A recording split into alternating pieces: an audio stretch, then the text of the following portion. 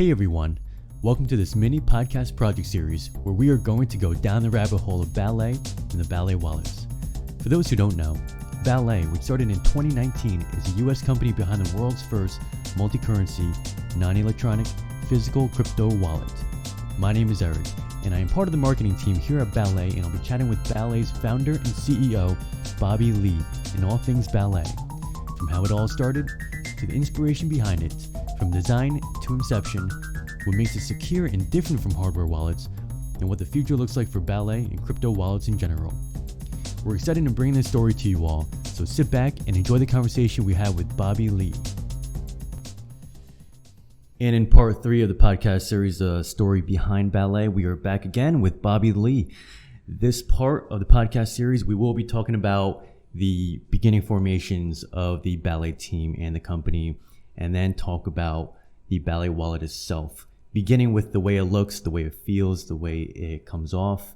We'll talk all about that. In the previous podcast, if you haven't listened to it yet, which was just posted recently, we talked about basically the months right before ballet, more or less months or year right before ballet. This was after Bobby made the sale of BTCC, went on his journey traveling the world, and so on and so forth. And then the meaning starting to pick up, where some of his legacy employees from BTCC wanted to chat with him about starting this new company, new crypto venture. So in this podcast, we'll be talking about that, and we'll be talking about the ballet wallet. So Bobby Lee, welcome back. Thank you. Excited to talk about this part of the history of ballet. In the last podcast, we left off in the part where you were having meetings or meetups with your legacy employees from BTCC at that specific restaurant, 小南国. From there, you then talked about, what eventually led to you guys taking the idea into action. So after the brainstorming and ideation of this new startup, what were the first steps in actually establishing this new startup? Yeah, so that lunch was sort of, I remember that lunch, it was sort of to encourage, even at that lunch, I had no intention to start a new company. The lunch was with some legacy BTCC folks. It was a sort of group lunch. I forgot why we had that lunch, but it was at the end of 2018. I now remember. I think we're winding down the BTC China, the legal entity. So it was like maybe potentially a celebration lunch, I think. But in any case, we talked about, hey, what are you guys going to do next? A lot of the BTCC people had left the BTCC company towards the end of 2018. The reason is after that acquisition, their management team had further changes in direction and so on. So many people left that company. And also that finished up a year of a lot of travels for me. So there were ideas about, hey, start a new company. What should we do? Remember, this was a year after the peak of the bull market of 2017. So it wasn't completely bear market territory yet. People were still intrigued, interested in cryptocurrency and Bitcoin. And the most intriguing thing is, of all the projects and products at BTCC, many of these people that I had lunch with were fond of the BTCC Mint collection of physical Bitcoins. We talked about how easy they were to use, how easy they were to give out to friends and family, how easy they were to buy, loaded with cryptocurrency. And that's sort of one of the sparks, right? It was one of the very important sparks of new company of Ballet, meaning the technology, the very rudimentary. If you think about the technology, is very simple. It's a fancy paper wallet on a metal coin slab, right? So that was the idea for lunch. And at the time, I was like, hey, you guys can go do it. Like, if any of you want to go start this company, go ahead and do it. Like I was encouraging them to see who would step up and go lead a team and join that. And people asked if I would do it. I was like, not really. I might invest in you guys.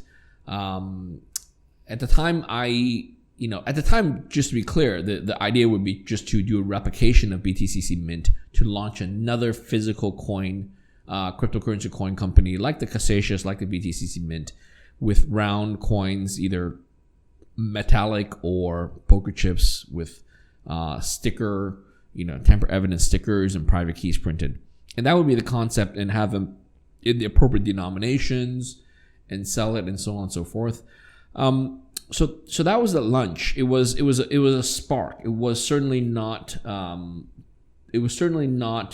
actual beginning of ballet. I would say the actual beginning of ballet was probably 2 weeks later. I don't have the exact dates, but in early January of 2019. As I said last time, I had rented a WeWork office to store my belongings, my office belongings, some of the stuff from the past years, and also just a place for me to do my stuff, my emails and personal stuff. So I forgot why I think that was more like the real beginning. And what happened was there was myself and 5 other team members, and these were all some of the most trusted people at BTCC. And many of them already had worked on the BTCC Mint product and project at BTCC. So we got together at that WeWork office it's in sort of in Gubei area of Shanghai. So a total of 6 or 7 of us at that office. And that's when we said, hey, is there a way for us to use the BTCC Mint sort of technology, that methodology, right? The Cassatius coin methodology, and make a product for the cryptocurrency industry? Would it be focused on a loaded sort of coin product, or should it be a empty wallet product? And that's when the real idea kicked in. Maybe we can do it and launch a wallet product, because we know wallet products are much, much more in demand, right? I mean, if every cryptocurrency, Bitcoin aside, every other cryptocurrency, we all need wallets to store the cryptocurrencies. Most wallets are software, mobile wallets. If you don't use a wallet, you have to leave it on a custodial exchange, which we know is a terrible idea. We ran an exchange, so we know all the pitfalls of that. So that was the real beginning, right? In January of 2019, that team, there was 7 of us. We said, hey, I think there's a way. If we do it, what's the form factor? Would it be a round coin for the wallet, or would it be a sort of more regular dimensions like the credit card, right? And what material will we make? We'll probably make it with metal, right? And not just something flimsy like plastic. And then also the concept of, one of the criticisms of the BTCC Mint, it's both good and bad, right? It's good that it's loaded, but once it's loaded, you don't put more coins, put more cryptocurrency on a BTCC Mint coin, because it's meant to be loaded to the denomination amount. There's a denomination on it, and there's no easy way to load more onto it, because there's no QR code or address. You have to look it up through a convoluted serial number lookup, right? So in any case, the BTCC Mint wasn't a true wallet. It was a wallet in the sense that it held cryptocurrency, Bitcoin, but it wasn't a wallet in the sense that you could receive and send money on the go. So the idea for Ballet, what we call Ballet today, was to have an empty wallet. That was the idea that we wanted to pursue. Out of the 6 and 7 people that you had that lunch with, I'm assuming some of them maybe, or were there any of them that were kind of like against the idea or pushed back a little bit? Not really. It was self-selective. I think the lunch even had more people. Not everyone, some people moved back to their home countries or hometowns. So the lunch, I forgot who was at the lunch. Maybe it was more people or whatever. And by the time we had that first meeting, I think there was 7. And now that I remember, there was 7 of us. One person later dropped out. He didn't join us full time to do this. But by the time it was all self-selective, right? So, I guess in a sense you could say that the 7th person who dropped out was not as keen to the idea. Yeah, maybe that's a better way to look at it. Got it. And then so the remaining people, obviously they were all on board. You guys, for the most part, were ready to go beginning of January 19. And I think this would be good for anybody who's thinking about starting some kind of crypto venture or crypto startup. What were some of the steps that you took first in, I guess, in different aspects, such as recruiting the team, figuring out which departments you need, figuring out, which office and et cetera? Yeah, this is excellent. So let me clarify on one thing that's always been important in my mind. So by then, crypto has been around for many years, and a lot of ICO projects, a lot of this and that projects. And the word project is an important word, right? From the get-go, I never considered what we're doing a project. I've always looked at this effort as a company. And to me, the difference is a project is a temporary thing. You got people get together, go do it, and then it might just fade away or whatever. But I want to build a lasting company. So for me, I also didn't want to do the fundraising, crowdsourcing approach where we launch an ICO, either whether it's a utility token or security token or DeFi token, whatever. I didn't want to do any ICOs, exchange offering tokens, or IEOs, or any one of those fancy words or acronyms where we launch coins so that people can invest in the company and then trade the coins on some exchange. So I didn't want to go to that route. I think that's a very, to me, it wasn't kosher, because when we launch coins, people end up sort of being obsessed about the value of the coin as opposed to the value of the product or service that you're trying to build, the business trying to build. So I think anyway, so I have a huge thing against launching things like that. So I want to build a company where it's traditional venture style, where we find investors, seed investors, friends and family to put in money. And the idea is they would get equity, get shares, become official shareholders of the company. And then the idea would be build a company, fast growing startup, to eventually go IPO or maybe get sold, get acquired, and if it doesn't work out, we wind down and close shop, right? So that's the thinking without getting into the coin project kind of thing. So about the people, again, it was 7 of us, and then one person dropped out, and we had a good group, right? We had some of the key people from the BTCC Mint days, the key 2 or 3 people. We had some of my most trusted senior lieutenants at the BTCC, including HR, and so we were able to recruit a team. So the HR person, she quickly was able to call up a bunch of old folks at BTCC, some of the people we really thought would be great for this company, for this team. So by February, March, we were able to assemble a larger team of, I think, if I remember correctly, it was like 10, 11, 12. And that's when we were further, what's the word? Germinate ideas about how to make this, right? And remember, you look at our Ballet wallets today, the real series, the real Bitcoin wallet. It's simple design physically, and that's on purpose to make it very usable. But it wasn't obvious. It's not an obvious design, right? No one's done it before the way we've done it, offering a physical multi-currency wallet ready to go, right? The keyword is ready to. It's easy because it's ready to go, and it's possible because of BIP38 technology, because of the and there's a lot of cool technology behind it, which I'm sure we'll talk about either later today or another episode. Yeah, let me stop here. Got it. Okay. And I don't know if you want to touch on this point as well. Obviously, Ballet was able to receive initial funding from Ribbit Capital. Yeah, Ribbit Capital was the lead investor for our seed round. So one of the first things I did, aside from ideating on the product, I quickly called up a few friends, called up some of my existing, or rather my past investors of BTCC. Many of the personal friends, connections I've made over those years, and I offered them a chance to invest in this new company. At the time, we didn't even have a name yet. It was a funky name.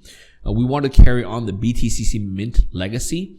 So, one of the meetings we spent figuring out what would be a good name, right? We wanted something that's not too geeky, but had the word mint in it, to sort of the idea of we're minting digital currency, right? Not in the ICO sort of creating new sense, but we're physically minting it into physical products. If you think about a mint doesn't make money. It doesn't make new money. All it does is it takes existing gold and silver in the old days and turns into coins made of gold and silver.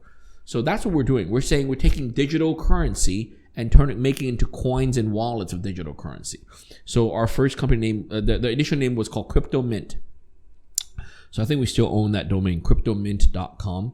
We registered it in January of 2019. That was the idea.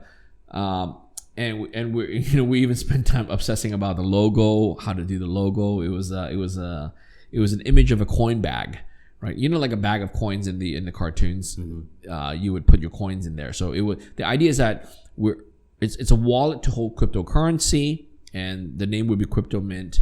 But we knew the Crypto Mint name was sort of geeky, not as consumer friendly. But nonetheless, that's what we went under, and we went fundraising. So back to your question. So I got the first checks from my two good friends in January of 2019. They were trusting me and very good friends, and they supported me very early on. And then the checks started rolling in. Of course, Ribbit Capital got involved, so they led the round. We raised $3.1 million in using a safe note, and that was and everything closed, I think, in April of 2019 with that investment. And we had to, by the way, also register a company. So I wanted to do this in the U.S., even though I was physically in Shanghai at the time. The team was in Shanghai. If you recall, my last company, BTCC, it was structured as a Cayman company, with subsidiaries in Hong Kong and in China. Sort of like we're going towards a VIE approach. This is typical of companies in China that wanted to have potential for a IPO listing abroad and so on, with foreign investors, as in non-Chinese investors investing in US dollars. So that Cayman company, Hong Kong approach, VIE approach was standard for that. I learned that, as a US citizen, as an American, that kind of approach is very messy for taxes for both myself and other American investors. There's lots of foreign investment rules, IRS taxation rules. It's just crazy complicated. Again, it's complicated because they don't want people to use these foreign offshore vehicles for tax evasion purposes. Of course, we never did the BTCC and the BTC China company, Cayman company, for tax evasion purposes. But so nonetheless, I was fed up with that. I was like, dude, that was terrible. Even though the company was acquired, it was just a very convoluted process to sell that and all that.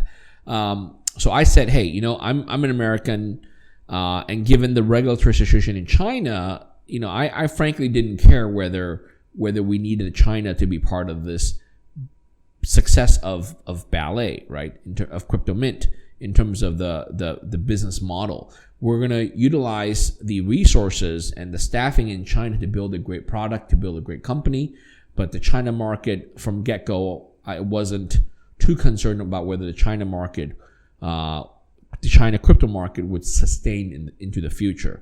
So the key part was to set up a U.S. company. And again, we chose Delaware because a lot of corporations set up a Delaware corporation. So we did that.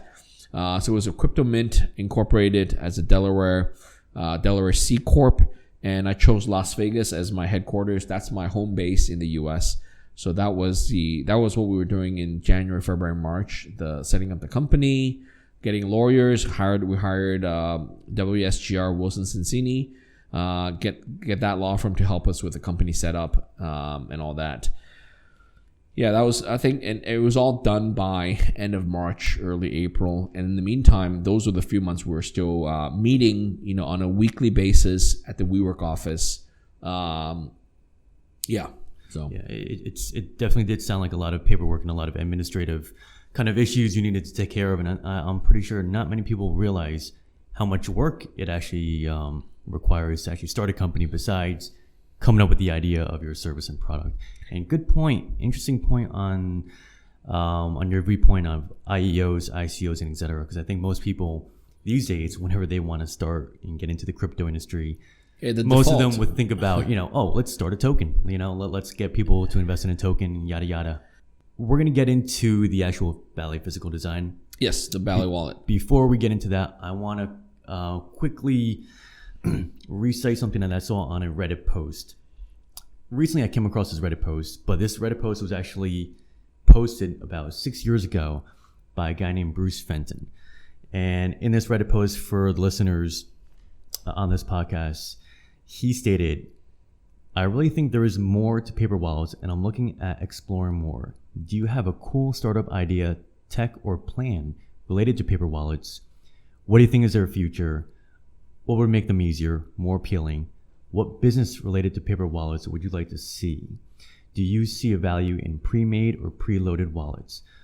When I came across this post, I was like, it blew me away. It was like a foreshadowing kind of, need and a call. Even back then, even years ago. This was what year was this? This was so I found this post this year, and it's dated 6 years ago. So what year dated? I would say about 2015. 2015, okay.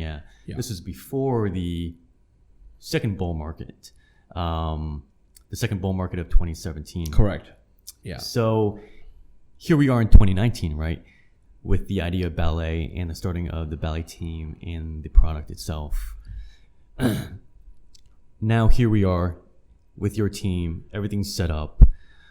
What would you say is the goal, and what are you guys trying to solve with ballet? Yeah, that's great. So thanks for pointing me out to this post. I know Bruce Fenton. We've been friends for many years.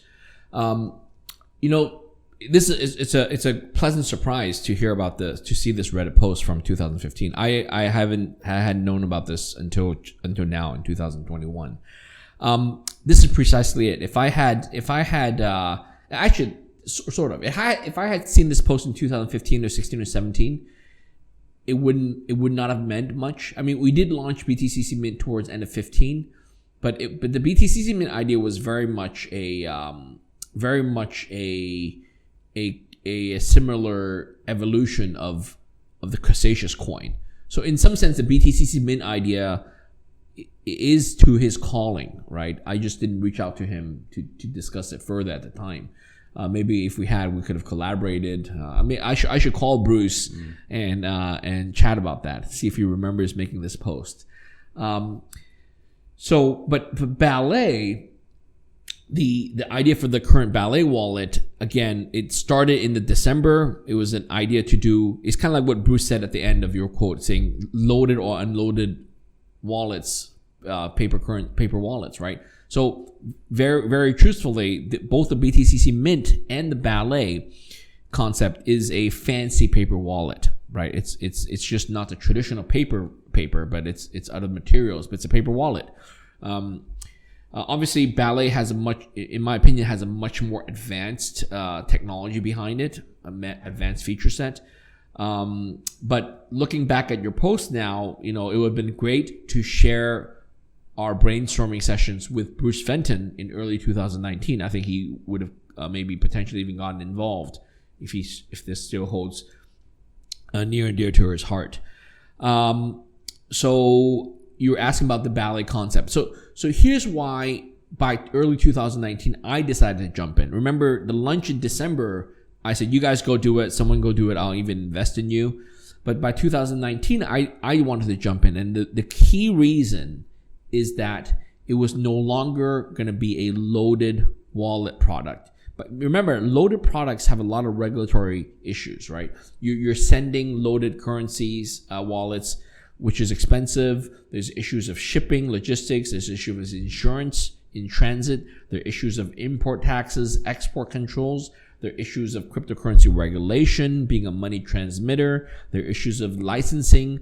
Famously, Michael Caldwell had to stop selling Cretaceous coins in 2012, 2013, because he got letters from the FinCEN regulator in the US. And so it was very difficult to navigate that line, whether or not you can sell loaded cryptocurrency products in what countries and jurisdictions, and also the logistics and the loss and the chance for mistakes in the shipment and all that. We experienced a lot of that with BTCC Mint. So I wasn't crazy about the idea of a loaded wallet, to be very honest with you. But the moment we pivoted to the idea of a regular quote unquote wallet where people can load cryptocurrency themselves, that's when it was really intriguing. That's why I got on board, and I said, hey, let me do this. Do you guys want to join me in launching this product, in launching this company? That was early 2019. And the other reason I wanted to do this wallet product is because 2018 was not just a pivotal year for my career in selling BTCC, but I also had the opportunity to play with a lot of other wallets. By chance, that was a year when I got exposed. So I was exposed to Trezor and Ledger before that, okay, the hardware wallets, right? I was exposed to the software wallets like Armory. So there's Bitcoin D, Bitcoin Core. They used to call Bitcoin D, the classic Bitcoin wallet. There was Electrum. There was Armory, a very cool sort of software wallet that can give cold storage capabilities. There are other wallets. Mycelium was a very popular mobile wallet in the early days. I mean, today it's sort of by the wayside. And there were a bunch of other cool physical wallets, hardware wallets that came out in the size, credit card form factors. So I guess we can name names. There's one called Fuse that I got a sample of in Korea. There's one called Cool Wallet S. There's of course a very famous Open Dime wallet. It's a USB drive. There are other physical wallets that use NFC technology. There's one called Tangem CycleBits. I got a sample of that from a cruise trip in September of 2018. So I was exposed to all these different wallet technologies, and even people talking about, where I was brainstorming with another friend about, can we do personal biometrics information? Can we use personal biometrics, DNA, blah, blah, blah, to store your private key so no one can get access? And fundamentally, the issue with cryptocurrency wallets is that you want the private keys to be secure. You want to be the only one who can access it. You don't want other people to access it, but you want it in a way where you can guarantee access. You want it very secure, but not too secure. You want it to be very safe, but not too many backups, right? So you want both the security, meaning you don't want outsiders to get to it, but at the same time, you want to be able to get to it whenever you want. It's actually a very tough problem, right? Because if you think about it, if something is so secure, there's a chance that you don't get access to it and you get locked out. We know these stories, but it was in the news in 2018. Some poor guy in the UK mined, I don't know, however many hundreds of thousands of Bitcoins. He put it on a hard drive. He pulled it out of his computer, put it on a desk, whatever, and then he upgraded his computer. But he knew he had the Bitcoin wallet on that hard drive. That was a internal hard drive that was removed, sitting by itself. And apparently his girlfriend, his mother, tossed it away. And he finds out months later it got thrown out. And by then, Bitcoin had shot up to $20,000 in 2017. And then there was a story of him going to the landfill trying to go find that hard drive in the UK, right? By then it was worth, hundreds of millions of dollars, right? So that's a crazy story, right? And then there are other stories where someone had a very fancy USB-based hard drive. I'm sure it wasn't SSD, it was a hard drive that was so secure. It had encryption technology built into the hard drive, and you have to type in a PIN, but you only had like 9 chances, right?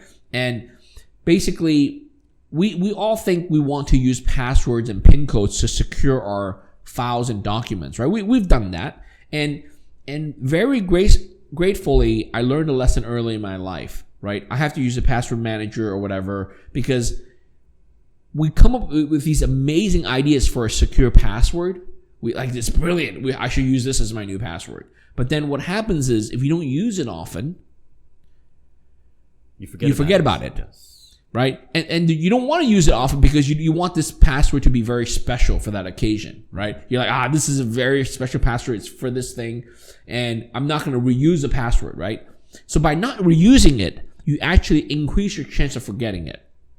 So this poor fellow, this different person, he had Bitcoins locked up in a very secure hard drive with a passcode, physical hardware passcode. And they had 9 chances or whatever, 12 chances. And he guessed wrong, and now he's down to 2 chances. And literally, he doesn't want to continue because he doesn't know what variation combination, uppercase, lowercase, maybe there's a numeral suffix or prefix, and he has 2 chances left, and he has thousands of Bitcoins in there, and you pull it open, it might self-destruct and delete all the data, right? So the point is that memory, passwords, in a long scheme of things, is terrible.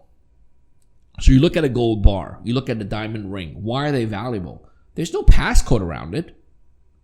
My gold and silver coins, my gold bars, I don't have any, but if I had gold bars or diamond rings, there's no password around it. You don't need password for physical objects, right? Passwords are invented for digital control. Right? When you log into very early days, you have an email, a webmail account called Hotmail. Why was that account yours? You picked a username, you assigned a password. Back then in 1994, no one logged online. So you picked your username, something at hotmail.com, and you had a password. And even if you reuse a password, there weren't script kiddies and hackers at the time trying to guess your password or take over your email account. But even if someone took over your email account, so be it. So what?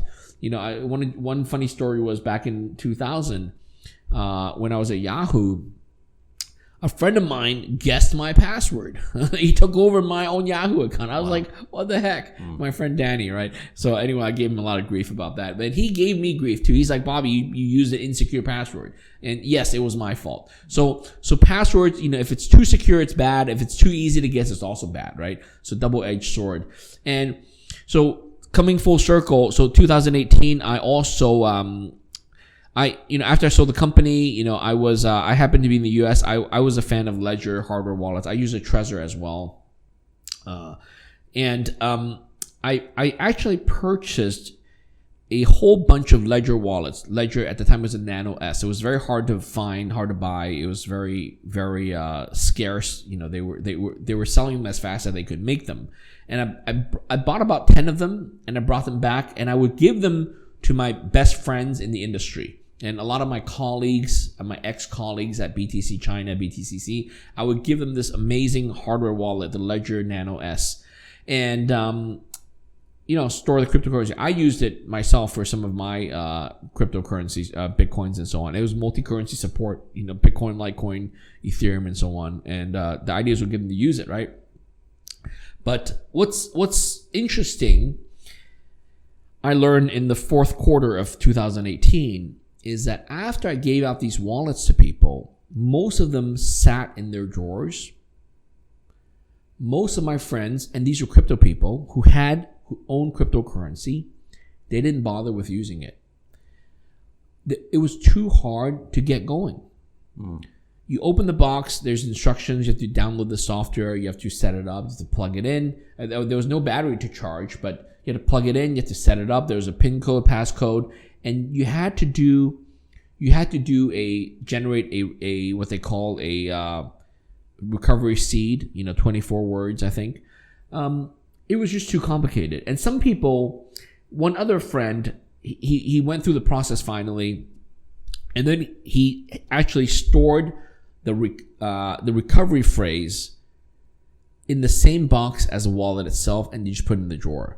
So I found out later, I'm like, wow, that's such a, that kind of defeats the purpose. Defeats the purpose, right? 2 different separate identities for the private key. Yeah, exactly. One being the actual ledger, and then one being the actual recovery phrase. Yeah. So by putting the 2 things in the same box in the drawer, you have no safety.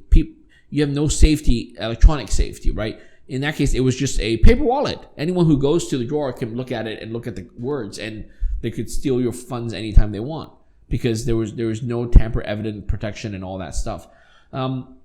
So after that, and by the way, some of my ex-employees who received my Ledger Nano S, they had a hard time getting used, setting it up. And these were crypto people. These are people who worked for me for many years. They just never used a hardware wallet. They had entrusted their cryptos with exchanges, with BTC China, BTCC specifically. So they were looking for a solution as well. That's why I gave them the Ledger Nano S. And I ended up having to hold a tutorial session to teach them how to set it up. We had an office space in 2018 at the time, and I distinctly remember holding that tutorial session. I think it was in the fall. I invited, the 4, 5, 6 people. We crammed into a room, and I gave them a session. It really lasted 2 to 3 to 4 hours. Some of them had started to set it up, but the point was we had to go through how to set it up. What's a concept of type of depositing coins in there, the UTXOs, the different paths, the different mini programs to install, so I could load Litecoin on it in addition to Bitcoin and so on and so forth, and upgrading the firmware, which is a huge frustrating process. Yeah, this actually just got me thinking of a new business idea. Go ahead. Teaching people how to use a wallet, consulting services. Yes, well, so I did that. I was offering consulting services. So I did that in Shanghai for this team. I also had a personal friend in Los Angeles. She had purchased Bitcoin a few years earlier, and now she wanted to withdraw it from the exchange and put it onto a hardware wallet somewhere safe that she can hold on to. And I also gifted her a Ledger Nano S. And of course, in her case, she didn't have a tech background. So I said, okay, let me help you. Let's do it together. I'll help you set it up. So she plugged in the computer, installed software, and I would coach her. I would say coach her to write down these 24 words. I wouldn't look. I said, I'll look away while you write these down. I'll say, make sure you write down the 3 copies. Make sure it's written down very clearly using permanent ink that doesn't run, and make sure that it's legible, right? That you don't want the words to be cursive or shorthand, but spell out each letter carefully and do it very slowly, methodologically. And then I asked her, make sure you put these, the paper backup of the seed recovery phrase, put in a different location, right? Don't make the mistake of putting it in the same box. And she had a safe. I said, put this in the safe, put this at home, blah, blah, blah. Anyways, so it was a multi-hour process. Okay. And I didn't even tell you this story. 2018, I was retained as a consultant to the BTCC company the management team that purchased the company. So it was under new management. I was no longer the CEO, but I was retained as a consultant, and I freely offered my experience and services to the new company for teaching them how to use hardware wallets. Right? Again, Ledger, Bitcoin Core. And I had to train several of their staff, their new CEO, the VP, the finance person, and all that stuff. I voluntarily teach them how to use it. And of course, there's certain parts of that teaching process where I cannot be involved, because I cannot be involved in writing down the recovery seed phrases for them, right? Because that would be, then they can accuse me of memorizing those words, and I don't want to. Be in that position where I wrote down the recovery phrase and gave a copy of it to them, right? So the point is, I did my best job to teach them, and the end result, without disclosing too much, information, the end result is people had a very difficult time learning how to use traditional electronic hardware wallets with what they call secure enclave chips, with a backup process, because so many things can go wrong. Things can get wrong because of PIN code. Things can go wrong because of the firmware updates. Things can go wrong because of the backup recovery seed phrases, how you store it, how you write it down. There's some cases where you write down only 12 words or only 18 words per sheet, and you split up multiple sheets, and you get you get 2 out of 3 and stuff like that. There's so many places where it can go wrong. Okay, things can go wrong with the hardware itself. Okay, things can go wrong when you generate new addresses in the software. You generate these child addresses, right? Things can go wrong if you use the wrong BIP44 path, or you get fancy. Things can go wrong where you get really fancy. You set up a additional passphrase on top of the wallet. People may not know this. BIP39 technology for those seed phrases, you can set up another passphrase, like an optional passphrase that's like the 25th word, right? And you can make that really long and fancy, right? Let alone the fact that a lot of these hardware wallets, I mean, they are plastic electronic components. If you just simply drop it in the water, oh yeah, there's it's fragile. It's fragile. Yes. Yeah, I've seen cases like that. I've typed in a pin. Oh, this is also 2018. You know, I guess I'll reveal it. I had a Ledger wallet, and I had the super secret passcode. You know, the 6-digit, 8-digit pin in the beginning. Mm. I was fancy. I thought it was amazing passcode pin years ago, and then in 2018, when I had to access it, I got it wrong 3 times. And what happened after you get it wrong 3 times is 2 things. Number 1 is I finally realized what it should have been. But the second thing is it self-erased itself. Wow. The ledger just wiped itself out. After 3 tries. After 3 tries. Wow. It happened to me. And it was terrible in the sense that it happened to me, but it was great because it taught me a huge lesson. And thankfully, I had a backup of the seed recovery phrase. It was in a different location. It was hard to, blah, blah, blah. I was panicking. I was cold sweating, right? Like, I got it wrong. I'm like, holy shit, like, this is terrible, right? But these were all real world episodes that I've encountered, which really planted the seeds in my head about the need for a much more easier to use cryptocurrency wallet, which eventually became what we have today at Ballet. From hearing the stories that you're sharing just now, I mean, there definitely is a trade-off between 1, accessibility, and 2, obscurity. And speaking of Ledger as well, I know recently I had a chat with one of my friends. He told me he had a Ledger too, and I wanted to challenge him, right? So I asked him, well, what makes a Ledger secure? And his answer was, well, I'm not very sure, but it's complicated. That's why it's so expensive too. And that comment just blew me away. I mean, it's a huge assumption. Ignorant and naive comment. And it went back to one of the blog posts that you wrote last year regarding how just because something is complicated doesn't mean that it is more secure. Absolutely. If anything, it's worse. And so to pivot to the Ballet wallet now, before we get into the technicalities of how it all works with BIP38, that'll be for a separate podcast. But tell me about the design, because it's very different and very unique from other wallets, right? Other hardware wallets is, like what we said before, it's an electronic kind of plastic fragile component, maybe like a USB kind of stick or even like a flimsy plastic card. Even in the Bruce Fenton Reddit post, he referred to it as paper wallets. Yeah. But now... Yeah. Before I get into the Ballet wallet, I want to tell you more about the seeds of all. Like remember, by 2019, I got into full time. I was like very committed in Q1 to launch this company, and that was a very different departure from that lunch meeting in December of 2018, where I was like, whatever, you guys do it. And the reason is because it clicked. The light bulb went off in January. It's like we can actually make a wallet that is easy to use. And this is using the lessons and the best practices from BTCC Mint.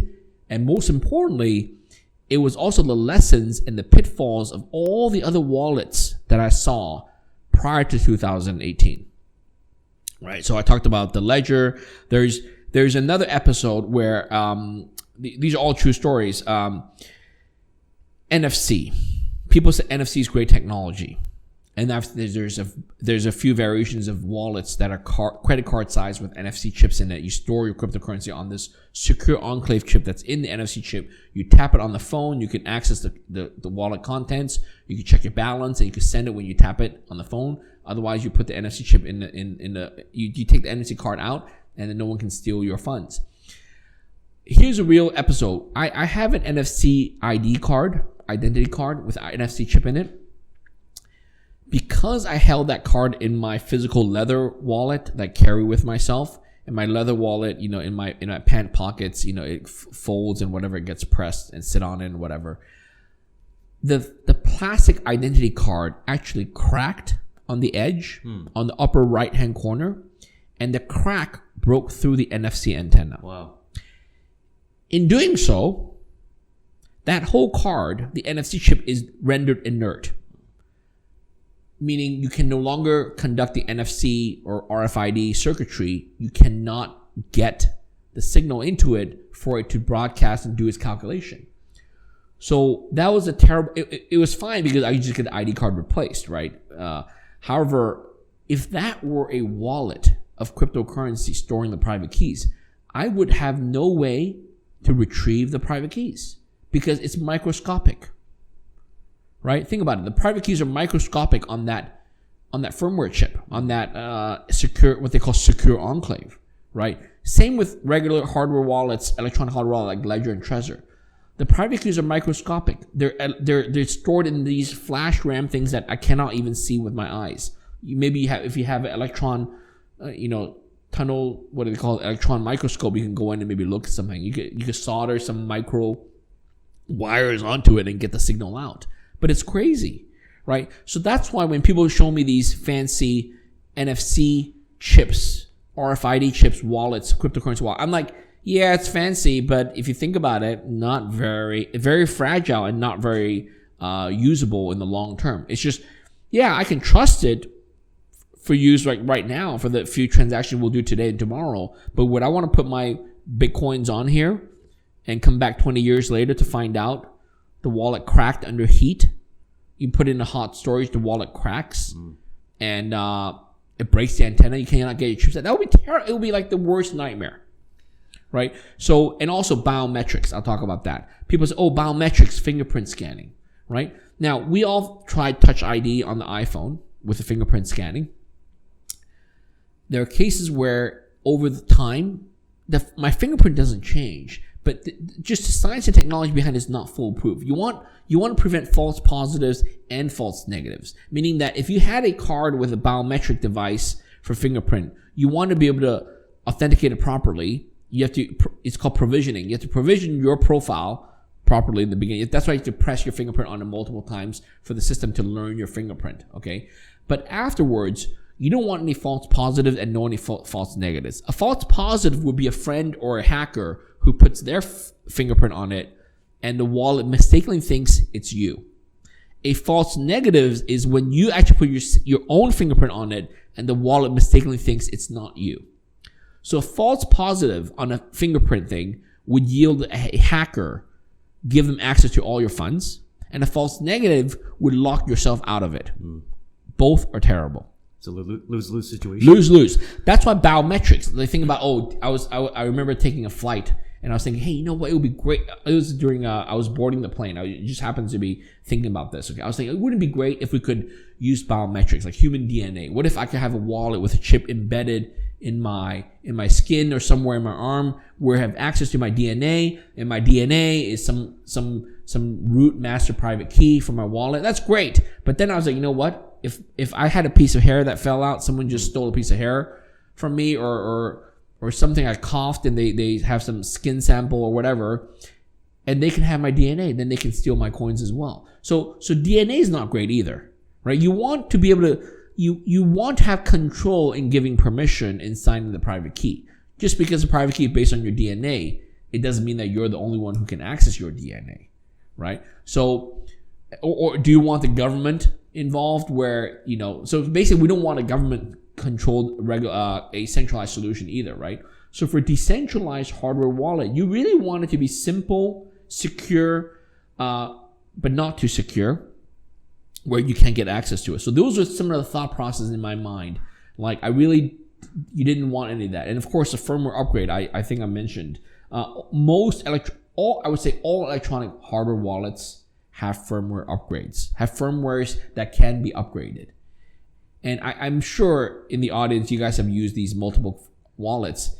If all these firmwares can be upgraded, why are there so many firmware updates? And the reason is because, well, the last version was buggy, or it didn't have the features. It didn't have the coins. So you keep having to upgrade these firmware. I'm thinking like, oh my gosh, if I left a hardware wallet in a safe or in somewhere and come back to it 5 years, if I plugged it in, would it work? Or would it require me to do a firmware update? Or like Windows, right? There's like 37 patches waiting to be installed, right? Like, do you have to upgrade your firmware 37 times in the course of 5 years or 10 years or 15 years? And by then, will it even work? right? So I have stories about this other wallet, credit card sized. It's not Ledger. It was called Fuse. It was a multi-currency wallet. It came with a companion app, Bluetooth signal. And the card was so thin, it was battery operated. You charge it up, you could put it in your wallet and carry it with you. It's amazing. It was really cool. It had a display on it. You type in the PIN code and then you're good to go. It was really cool when I got it. I distinctly remember I got it in the summer or fall of 2018 in Korea. A friend of mine gave it to me. And I was like, this is awesome. The latest hardware wallet technology. It's very similar to the Cool Wallet S. Same concept, right? There's a small LCD display on it. It's a plastic, kind of plastic bendable, flexible wallet with a built-in battery. But the issue is here's what I ran into. One day I had to give a speech. I want to transfer coins out of it onto the private key for my slides for the speech. And the battery ran out. Wow. So I couldn't get access from the wallet because it was dead. And this was during your speech. I was doing my business trip, and I forgot to charge it up. And worse off is I can't charge it because I forgot to bring the charger adapter. There was a special charger adapter you have to slide the card into with the 2 contacts, and then you have to plug that charger into a USB port. So I had a USB port to charge, but I didn't have that adapter. And of course, I realized, you know what? This is terrible. Batteries, charging adapters. The battery can go bust. The charging adapter can go missing. And in the end, it's like, oh gosh, it's like, what's the point of the security if I can't get access to it myself, right? So 2018 was a wake-up year for me. It really helped me realize.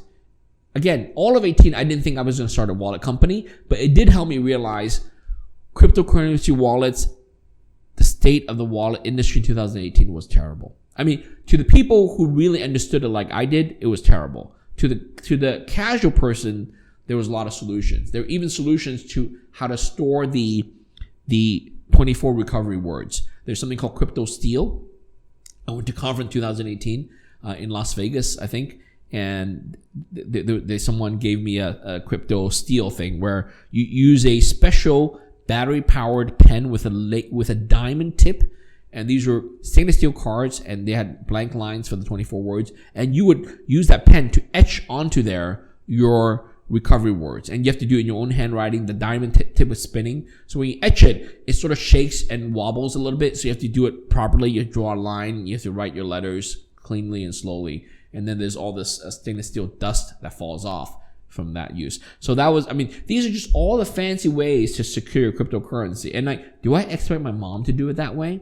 No, right? So those are all I'll see if I can think of more, but those are many of the seeds that were planted in my mind about the craziness of the wallet industry in 2018. And hearing the stories of how you had 2 mishaps, right? One with the Ledger wallet where... Well, thankfully none were mishaps where I lost coins, but there were mishaps in usage, close calls in bad usage. Which is surprising for you, considering that you are a crypto guy. You've been in the industry for 5 years.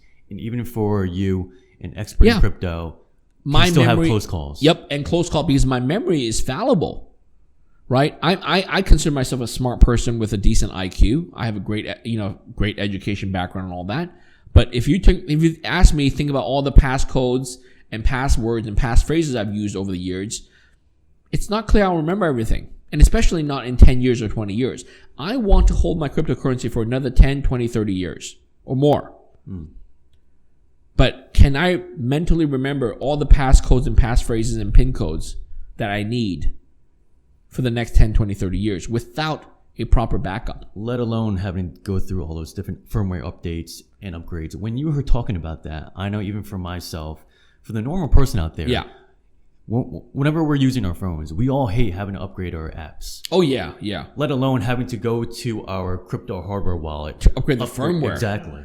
It's like upgrading the firmware for your phone, for your computer, right? It's always like multiple reboots, right? It's Apple iPhones have been decently great about updating the OS. It takes about half an hour, right? I don't know about Android phones. I'm sure I know there are stories out there of devices being bricked because the firmware update goes bad. Wow. right? Do you want to take that chance? Do you want your device? By the way, there are other hardware wallets which I haven't used, but I know of, which are based on mobile phone technology. They have these, I don't want to name names in this case, made in China, hardware wallets that are size of a smartphone. They don't have a SIM chip in it for telecommunications, mobile service, but it's a size of, it runs an Android operating system with a large screen display, touch screen, battery operated, and has got secure enclave chip in it, and you can confirm it with QR codes and stuff like that. You scan it. It's called offline cold storage wallets. Very secure. It's very expensive too. Probably $500 or more. Okay. But the crazy thing is you have to upgrade firmware and it's battery operated. If you put that device in your drawer, you come back 5 years from now, the battery can go bust. Oh, by the way, I forgot to tell you. I had one of the very, very first iPhones in 2007 that was launched. The iPhone, it was 8 gigabytes. Probably 6 years later, I'm trying to think what year. About 6-7 years later, the battery went bust. The lithium-ion battery in there went bust. And what I mean is it actually bulged out where the battery expanded. It was, I forgot it was being charged after it was charged. I wasn't using the phone anymore. It was just a memento piece. But the battery bulged out and it warped the case. Is this a common occurrence amongst batteries in general? It is. It's not. I mean, it doesn't happen 100%, but it does happen. So my point is, it's happened to me also. So I know firsthand that lithium-ion batteries in cell phone technologies, after a few years, I've seen it in laptops too, where the complete bottom of a MacBook Air would bulge out because the lithium-ion battery in there just went bonkers. Now it didn't start a fire like on an airplane or anything, but it had to be replaced, and the whole shell casing was warped because it was bulging out, right? This happens. You can read up on it. So the point is, batteries are not reliable from the sense of if that happened to that cold storage wallet I was describing, that cell phone style cold storage wallet, your keys are gone. How do you replace that kind of battery that's in that case? Like in the case of my iPhone, original iPhone, I had to throw it out. It was sad. I couldn't keep it. I had to throw it out. Right? So how like these so-called very secure electronic hardware wallets, and to me it's like, hey, I'm a computer science guy, I'm a tech guy, I'm an engineer. I'm like, dude, this is crazy. Why would I want to trust my private keys to electronic devices? It's crazy. All these stories and information that you shared, I think many people don't realize of how much of it is really true. I mean, if you think about just the pure question of, even when I ask myself, right, for my collections, or if you go in your closet, or if you go in your, any boxes that you've stored your personal belongings over the past years, I'm asking myself, out of my objects, how many of them are physical objects and how many of them are electronic objects?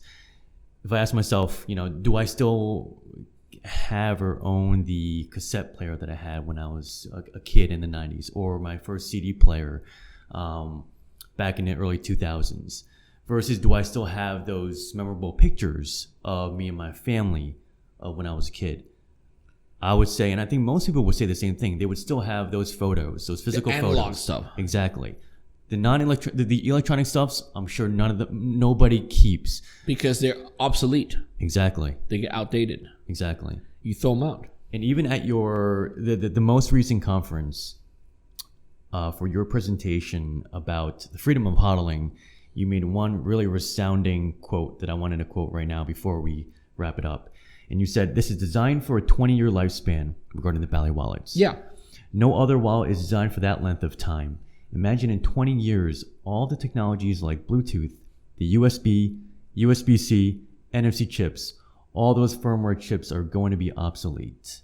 Yeah. And I thought to myself, that is so true. Yeah. Because I don't even have, or nobody even has, their cassette players that they used back in the 90s, or even like their first CD player. Yeah, exactly. That's why in 20 years, all the coins in all the hardware wallets, unless you've made good backups of the recovery seed and that you can get to, much of that could be lost, right? Whereas if you had coins in BTCC Mint, chips and coins and bars, or Casasius coins in 20 years, they'll still be there. right? And that's the same concept with ballet, right? We want to make something that has longevity, that is not fragile, that people can access long after, right? And there's also, I didn't even talk about the topic of the sort of often taboo topic of death, right? Untimely death, untimely incapacitation. So the nice way to say it is if you get incapacitated earlier than you expect, again, it could either be death, trauma / a coma, right? Or whatever, disappearance. So if you invest in cryptocurrency, and let's say you start a family, whether it's a girlfriend, wife, husband, and have children or grandchildren, you don't want to take your cryptocurrency to the grave with you, metaphorically speaking, right? Some secrets you might want to take to the grave with you, but not for cryptocurrency, because you want your family and descendants to enjoy your early investments in cryptocurrency, right? I don't plan to die early, but nonetheless, you want to plan for your family and your children and grandchildren. And with electronic devices, like 5 years, 10 years, 20 years, it's going to be impossible to access. I'll say it outright. It's going to be impossible to access. It's like for them to access the photos you have on your iPhone 1. In my case, the battery bulged out. How do you get to it? The firmware. How do you get to it? How do you plug in? Where do you find that original 30-pin dock adapter? Remember that? Where do you find a USB port for that in 20 years, right? So I do say that when I designed the Ballet wallet, it was designed with a 20-year lifespan. We've tried to age the material, test for the waterproof and all that stuff. We've done our best, and we do believe it can withstand 20 plus years. But I'll know for sure in 20 years. But I can pretty much tell you whatever other non-Ballet hardware cold storage wallet you use, whether it's an Open Dime, Ledger Trezor, or Cold Key, or Kusun, or one key, all these other products, in 20 years, not so cool. Not so cool.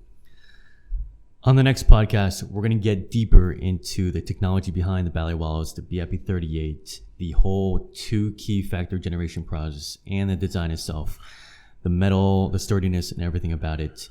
On a closing note, to continue on that note of fragility, I don't know if you've seen recently, but there was a video online about how some Malaysian police, they confiscated a bunch of ASIC machines in Malaysia. Yeah, for mining, right? ASIC machines. Correct. Yeah. And then they use, I don't know why, but they use a steamroller to crush all of the ASICs. Now I thought to myself, I remember seeing that photo. Yeah. I thought to myself, if you lay these Ballet wallets down flat on the ground and use the same steamroller to go over them, nothing would happen. Yeah, exactly. You could steamroll these Ballet wallets and nothing would happen. You could still access your cryptocurrency. But imagine your hardware wallet. You throw a bunch of these, I don't care if it's NFC cards or any of the wallets I spoke about. You throw them on, you steamroll it through, you're done. Let alone just drop it in the water or anything. Yeah, you drop it in the water, you're done. If you drop the Ballet wallet in the water, it's waterproof. Yeah, you can still use it. Exactly. Okay, well, yep. It was great again to talk to you, Bobby, about this part of the podcast series. Looking forward to speaking again with you on the next podcast series where we get deeper into the Ballet wallet. So thank you again. Okay, thank you. If you enjoyed this conversation with Bobby Lee, let us know your takeaways in the comment section below. Also, please feel free to share it on social media and tag us accordingly based on our social media handles in the video description. And if you haven't already, please follow us on Twitter at Ballet Crypto to stay on top of all the latest happenings with our wallets, news, promotions, and educational content.